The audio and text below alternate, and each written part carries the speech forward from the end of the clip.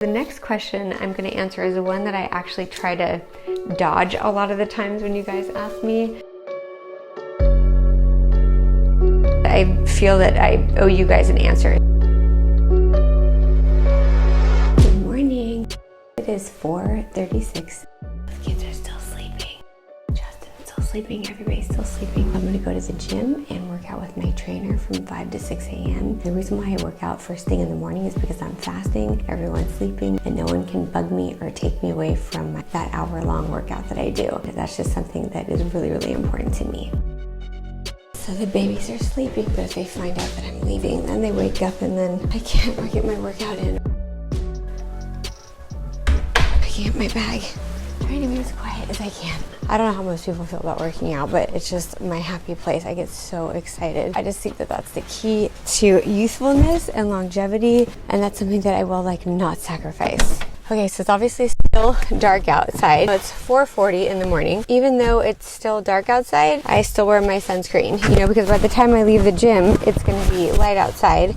And then also there's the fluorescent lights in the gym that can cause inflammatory cascades in the skin. So I wear sunscreen even though it's dark outside. I love working out at 5 a.m. As we age, that is one of the first things that sometimes people give up is working out or fitness because life gets busy and we have kids and we have careers. 5 a.m. to 6 a.m. is my favorite time to work out because usually I'm fasting and I work out Monday through Friday. The anti-aging effects of working out are astronomical. That's the one thing I will not give up. I'll give up sleep before I give up my workout time. So I always work out when I'm fasting, even when I lift, which sometimes I don't have as much energy because I haven't eaten. Right now I'm on a 12-hour fast, but my body does better when I'm just fasting, and I'll have a high-protein smoothie, a nutritious smoothie for breakfast after I'm done with my trainer. I just parked I'm the only person here in the parking lot. I'm gonna get my workout in, and that makes me so happy. I love to do a combination of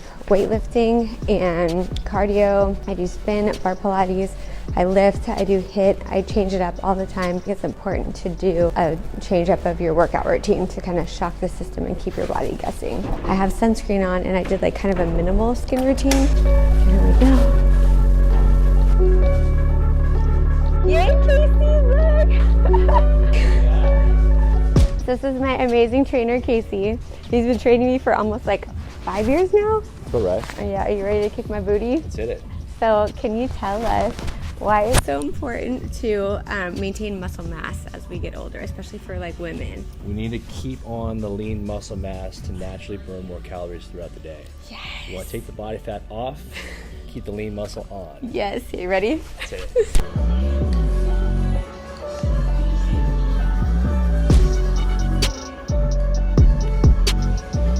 10, 9, 8, 7, 6, 5. He kicks my booty every time. So now I get to go wash my face and do my skincare routine. The anti-aging effects of lifting and building muscle are really, really important. When you have a higher muscle composition in your body, it just helps with your overall enzymatic profile, your hormone levels, which have a direct effect on aging, not only the way you look and aging that happens in your face and your body, but also just the enzymatic and hormonal component of it will keep you looking young. I'm gonna go back home, get the kids off to school, lunch is packed, get their breakfasts made, and then I'll go into the office and get ready to see my beauties and my patients doing what I love. I think people really underestimate the importance of exercise with having clear skin and beautiful skin because it affects the hormone levels, it affects different enzymes in our bodies, and also decreases cortisol levels, which is really, really important. Increased cortisol can accelerate the aging process. So things that we can do to decrease cortisol levels are always very beneficial for anti-aging effects. Get ready with me. So the next question is from Buck Toulet. Can thermage or radiofrequency devices be used safely on darker skin tones. And yes, that's why I love Thermage so much. Well, I love it for many reasons, but one of the reasons is because it is safe for darker skin tones. It doesn't risk hyperpigmentation like some lasers can or microneedling can. Thermage and most radiofrequency devices can be used on all skin types, which makes it a really, really great option. There's really no risk of hyperpigmentation. Next question is from Addie, are you okay? Addie, are you okay? Said first, Doctor, you deserve more subscribers. You're so sweet and I appreciate that. The reason why I don't have more of a following or more exposure or a more number of subscribers is because I'm non-sponsored. When dermatologists are sponsored and you do paid partnerships with big pharmaceutical companies or big companies, you get exposure to a lot more people and you get more of a following. So that's not as important to me. It just feels better to grow organically and for us to find each other because it was meant to be, and this isn't about marketing. It's just an exchange of information. I wanted to be a source of honesty and truth backed by decades of education. I just love to teach. I love to share my knowledge because I've dedicated my life to dermatology and I love sharing information with people who want to learn. It's okay if I don't have more of a following. I would have more of a following if I did paid partnerships and I refuse to do so. She also asked if my skincare line is safe for all skin types and all skin tones. And yes, it's safe for all skin types regardless of your skin. If you're acne prone, if you have sensitive skin, if you're prone to rosacea, my skincare line MDAiRE will help correct at a cellular level a lot of skin ailments, and it is safe for sensitive skin. It's non-comedogenic and it is safe also for all skin tones. So regardless of the color or the pigmentation of your skin, it's safe and effective for all skin tones, and that was very important to me. So I'm glad you asked. Next question is from Kimberly. I have to be quiet because everybody's sleeping.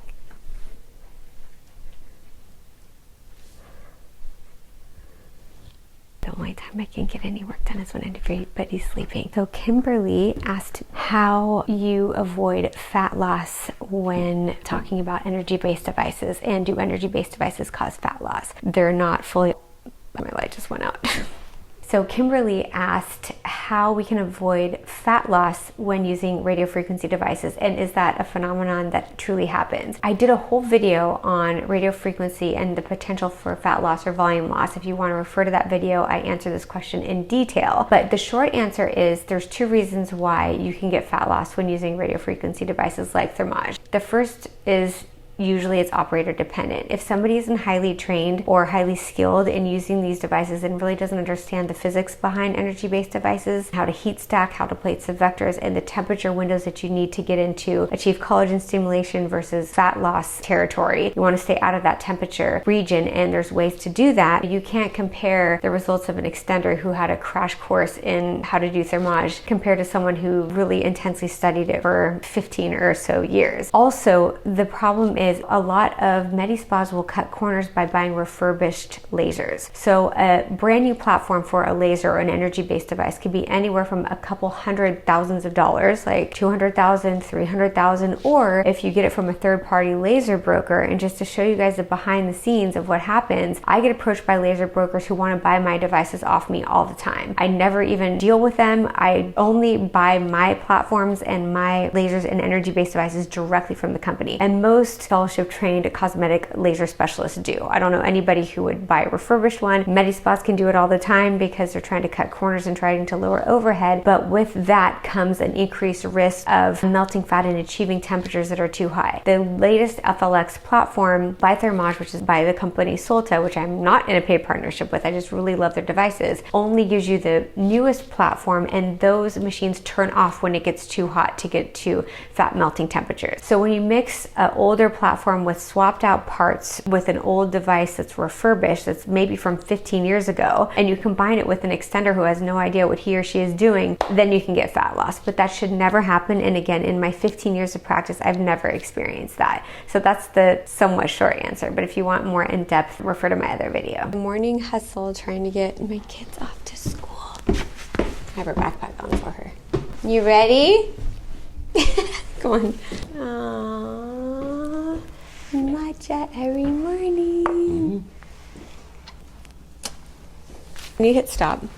I don't have hands. Walking to the bus stop. I just walked my third grader to the bus stop, got her off to school. Now I need to go and finish making breakfast for my 7th grader and get him off to school too. People ask me like, why don't you have help? Why don't you get a nanny? Why do you have to like make breakfast and pack lunches and get your kids off to school? You could just have somebody help you with that so you can get into the office or do your workouts or whatever. I just really want to be involved in their lives, and I don't want, them to be raised by nannies. I had them when I was still in my residency and in my training, and I didn't have a lot of time with them because, I was working 80 hours a week and taking exams and in the hospital, and I just want to cherish every moment that I have with them because they grow up so fast that I know it's just gonna like go by like that, and I want to take advantage of every second that I can have with them. Juggling, working, and being a mom, like a good mom who's present and involved in everything, definitely worth it in the end, but for the most part I'm exhausted. So now I get to see this little guy. So it's like, oh shoot. Crack his back, crack his back. Shake like that. Oh! I think that's yours. Oh, jawline. No, look at that it's chin. Look at your jawline. This is how you drink matcha. This is how you drink matcha without having lip lines. What?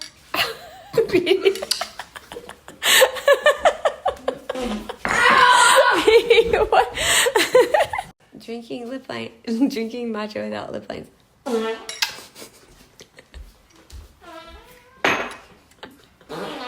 Petey, stop it. This is what it's like living with a 13-year-old.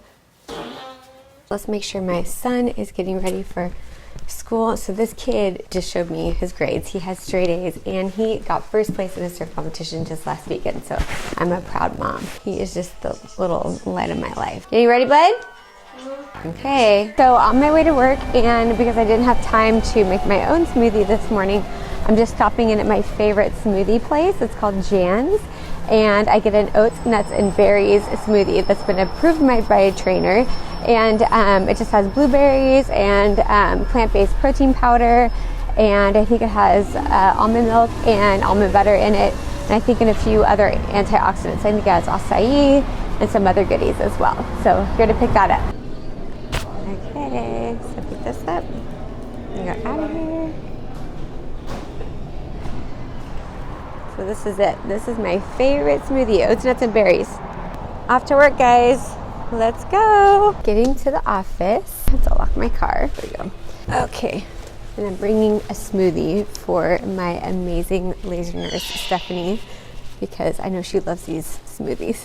Today we have like a really fun day, as always, packed full of lasers and different combination treatments with different lasers, energy-based devices, injectables. I think I have a blepharoplasty scheduled, an Ellacor, which is microcoring, which is the new technology for skin tightening. I think we have a couple peels with laser combination cases. It's just so fun. So this is my favorite part of the day, coming into the office, and I have an amazing staff who has been with me for the last several years, and we're just like a little close-knit family. So I'll take you with me into the elevator, 2nd floor, and I'm on time. Try to be on time after getting the kids to school, getting my workout in, and getting myself together for coming into the office. It's just so fun to see my patients and my beauties and meeting everyone sometimes for the first time, and my regulars who I see every couple weeks or months. It's just really fun to connect with everybody. So this is Stephanie and Mary, my right hand man. We're in the office, and this is where I treat and see all my beautiful patients. All things non-surgical, and lasers, energy-based devices, injectables, all non-surgical options too. Yes, Steph! My partner in crime.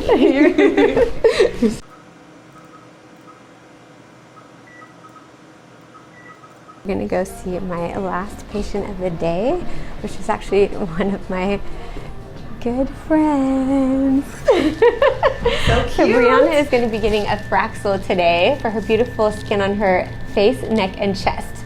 So Fraxel, it's Fraxel season, so we have to do Fraxel. So this is Fraxel Dual, right? It's Fraxel Dual. Okay, because I was getting dual wavelengths, 2 different wavelengths to target texture and tone. Yay, so she's numbing. She's got her numbing cream on. About to go get dinner. So we actually had to get takeout tonight because it's just one of those days. Busy day in the office, and then my kids had a lot of activities after school today. My son had a game, my daughter had a birthday party, so I didn't cook tonight. But when I do cook, I try to cook healthy. You know, we eat a lot of fish, chicken. I don't eat a lot of red meat. I do try to get my green leafy vegetables and try to eat as clean as possible. Tonight we are having sashimi. I love eating sashimi. I usually just stick with salmon and tuna, and I just feel like it's a good clean source of protein, and it's packed full of omega-3 fatty acids, which are healthy for your skin, help with the cell membranes of the skin cells and hydration of the skin. Yeah, baby? Okay, hold on 1 second. I'll say yes.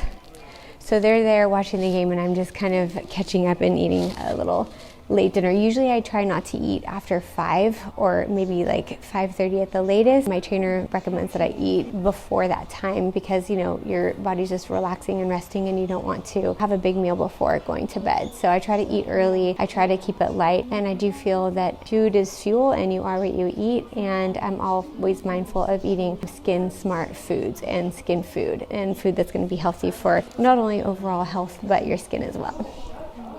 So yummy! So I have some tuna and salmon, and there's ginger there as well. So ginger actually has some powerful anti-aging properties, and I really love eating my ginger with my sushi, and I try to eat more sashimi than rice, and I try to keep it light for dinner. Hi! Yes, I will. Do you want some sashimi? Want some sushi? You want some? Have some. There's tuna, and I think that's yellowtail. Riley, do you want some yellowtail?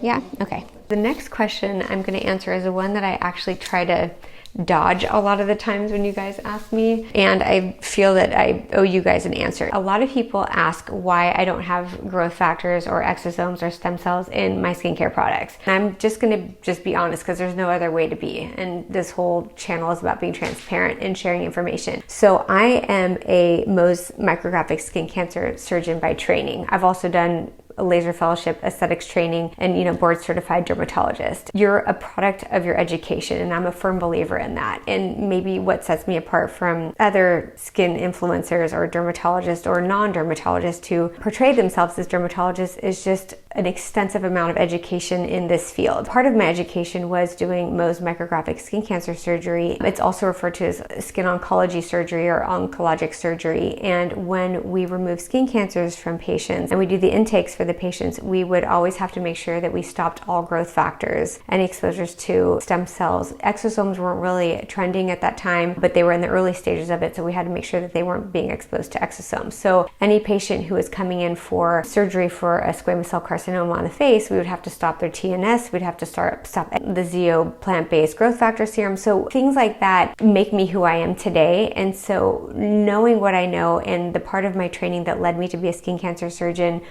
and part of that in my fellowship training was stopping all of our skin cancer patients from growth factor exposure in their medical grade skincare products or wherever they were getting these growth factors or exosomes or stem cells. Because I was trained that way, I can't put those factors into my skincare line. I'm not saying that they're carcinogenic. I'm not saying that they have neoplastic potential, but I can't say that they don't have that. So for me, being a skin cancer surgeon, I can't put growth factors or recommend them for my patients. And I used to use growth factors before my fellowship as well. If you use growth factors or exosomes or stem cells, that's not a bad thing. And so that's why you have to be really careful on social media platforms like this, especially as an educator. I don't want to scare anyone, and it's not about fear mongering or anything like that, but I'm being honest and truthful when I say the reason why I don't have growth factors or any equivalent in my skincare line is because I was trained that they could have a possible neoplastic or malignant potential. So that's just how I practice. If someone has that in their skincare line or chooses to use that themselves, that's totally their choice and their prerogative. But me personally, that's why I don't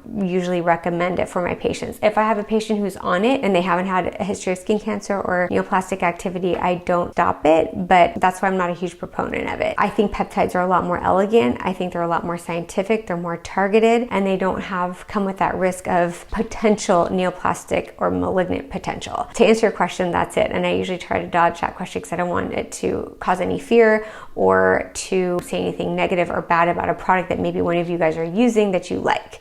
So I hope that makes sense. So Sarah F asked what neuromodulator I use instead of Botox. And I do use Botox, and I used it for many years. Now that I'm older, I don't need it as much as I used to rely on it when I was in my 20s and 30s. I feel like the longer I've done it, like the less I've needed. But the neuromodulator that I was talking about is actually Daxxify. So Daxxify is the longer lasting neuromodulator, and there's so many different neuromodulators on the market now. There's Jeuveau, there's Xeomin, there's Dysport, there's Daxxify, there's so many different ones. So usually I use Botox and I treat my patients with Botox, but now that there's this longer lasting neuromodulator, Daxxify, I've used it for myself for the first time a couple months ago. You just have to do it twice a year, or I have to do it twice a year. That's how long it lasts on me. I usually will give patients the neuromodulator that they come in asking for, or if they ask me to make my recommendations, I will based on their previous experience. My light just went out. How long they've been doing Botox, and if they have any sensitivities to it, or if they're burning through it faster, or if they have any headaches or